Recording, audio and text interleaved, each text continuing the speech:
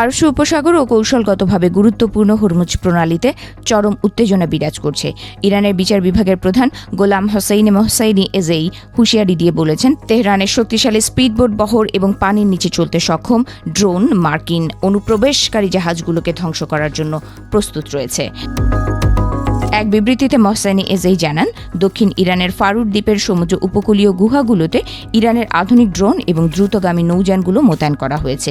যে কোনো মার্কিন যুদ্ধজাহাজ ইরানি জলসীমায় প্রবেশের চেষ্টা করলে সেগুলোকে চারপাশ থেকে ঘিরে ফেলে কার্যকরভাবে ধ্বংস করার পরিকল্পনা নিয়ে ওত পেতে আছে এই বিশেষ বাহিনী।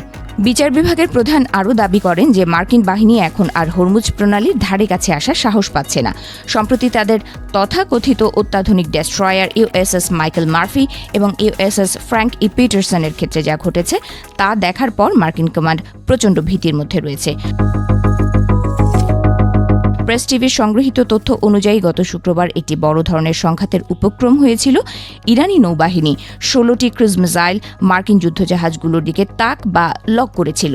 প্রাথমিক সতর্কতা উপেক্ষা করার পর ইরানি বাহিনী চূড়ান্ত আলটিমেটাম দিলে মার্কিন জাহাজগুলো দ্রুত ওই এলাকা ত্যাগ করতে বাধ্য হয়।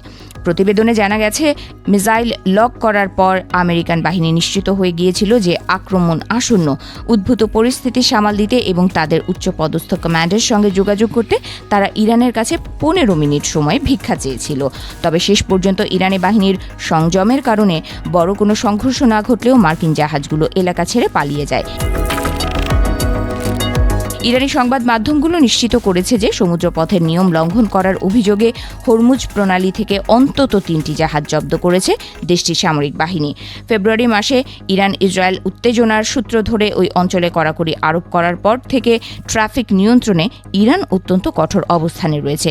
রাজনৈতিক বিশ্লেষকদের মতে পারস্য উপসাগরের এই সামরিক আধিপত্যকে ইরান দর কষাকষির হাতিয়ার হিসেবে ব্যবহার করছে।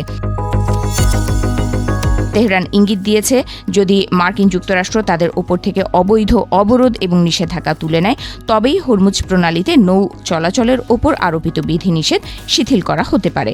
এদিকে গত 12 ফেব্রুয়ারি পাকিস্তানে অনুষ্ঠিত ইরান ও আমেরিকার মধ্যকার পরোক্ষ আলোচনা কোনো চুক্তি ছাড়াই শেষ হয়েছে। পরবর্তী দফার আলোচনার পথ সুগম করতে কূটনৈতিক প্রচেষ্টা চললেও সমুদ্র সীমায় এই ক্রমাগত সামরিক উত্তেজনা এবং নিষেধাজ্ঞা বহাল থাকা বর্তমানে একটি বড় বাধা হয়ে দাঁড়িয়েছে।